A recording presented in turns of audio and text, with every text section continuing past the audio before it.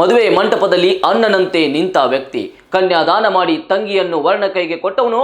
ಆದರೆ ಕೆಲ ದಿನಗಳ ಬಳಿಕ ಗೊತ್ತಾದ ಸತ್ಯ ಮಾತ್ರ ಸಿನಿಮಾಕ್ಕಿಂತ ಭಯಾನಕವಾಗಿತ್ತು. ಮಧ್ಯಪ್ರದೇಶದ ಗ್ವಾಲಿಯರ್ನಲ್ಲಿ ನಡೆದ ಈ ಘಟನೆ ಈಗ ಎಲ್ಲರನ್ನು ಬೆಚ್ಚಿ ಬೀಳಿಸುತ್ತಿದೆ.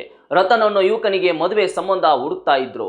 ಆಗ ಕೆಲ ಮಧ್ಯವರ್ತಿಗಳು ಒಬ್ಬ ಹುಡುಗಿಯನ್ನ ಪರಿಚಯ ಮಾಡಿಕೊಟ್ರು. ಬಡ ಮನೆ ಹುಡುಗಿ, ಒಳ್ಳೆ ಕುಟುಂಬ ಅಂತ ನಂಬಿಸಿದ್ರು. ಮದುವೆ ಕನಸಿನಲ್ಲಿ ಇದ್ದ ರತನ್ ಕುಟುಂಬವು ಯಾವುದೇ ಅನುಮಾನ ಪಡಲಿಲ್ಲ. ಹೋಟೆಲ್, ಬಟ್ಟೆ, ಚಿನ್ನಾಭರಣ, ಮದುವೆ ಖರ್ಚು ಎಲ್ಲ ಸೇರಿ ಸುಮಾರು 7 ಲಕ್ಷ ರೂಪಾಯಿ ಖರ್ಚು ಮಾಡಿದ್ರು. ಮೇ 7ರಂದು ಸುಖಸಾಗರ್ ಹೋಟೆಲ್ನಲ್ಲಿ ಶಾಸ್ತ್ರೋಕ್ತವಾಗಿ ಮದುವೆ ನಡೆಯಿತು. ವಧುವಿನ ಅಣ್ಣ ಅಂತ ಪರಿಚಯಿಸಿಕೊಂಡ ವ್ಯಕ್ತಿ ಮುಂದೆ ನಿಂತು ಕನ್ಯಾದಾನ ಕೂಡ ಮಾಡಿದ. ಎಲ್ಲವೂ ಚೆನ್ನಾಗೇ ನಡೆಯುತ್ತಿರುವಂತೆ ಕಾಣ್ತಿತ್ತು. ಆದರೆ ಮದುವೆಯಾದ ಕೆಲ ದಿನಗಳಲ್ಲೇ ರತನ್ಗೆ ವಿಚಿತ್ರ ಅನುಮಾನ ಶುರುವಾಯಿತು. ಹೆಂಡತಿ ಮೊಬೈಲ್ನಲ್ಲಿ ಯಾರೊಂದಿಗೂ ಗಂಟೆಗಟ್ಟಲೆ ಚಾಟ್ ಮಾಡ್ತಿರೋದನ್ನ ಗಮನಿಸಿದ ಆತ ಕೊನೆಗೆ ಒಂದು ದಿನ ಫೋನ್ ನೋಡಿದಾಗ ಅವನಿಗೆ ಉಸಿರೇ ನಿಂತಂತಾಯಿತು. ಯಾಕಂದ್ರೆ ಮದುವೆಯಲ್ಲಿ ಅಣ್ಣನಂತೆ ನಟಿಸಿದವನೇ ಆಕೆಯ ನಿಜವಾದ ಗಂಡ ಅನ್ನೋ ಸತ್ಯ ಹೊರಬಂದಿತ್ತು. ಅಷ್ಟೇ ಅಲ್ಲ, ಆ ಇಬ್ಬರು ಈಗಾಗಲೇ ಮದುವೆಯಾಗಿದ್ದಾರೆಂಬ ದಾಖಲೆ ಕೂಡ ಪೊಲೀಸರಿಗೆ ಸಿಕ್ಕಿದೆ.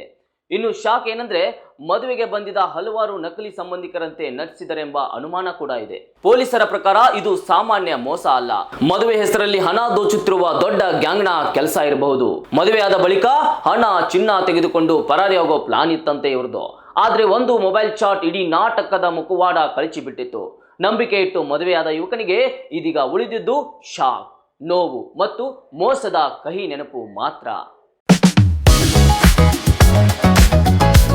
ಗ್ರಾಮೀಣ ಭಾಗದಲ್ಲಿ ಅತ್ಯುತ್ತಮ ಶಿಕ್ಷಣ ನೀಡುತ್ತಿದೆ ಸಾಯಿ ಚೇತನ ಶಾಲೆ ಕಸಬಾ ಜಂಬಗಿ.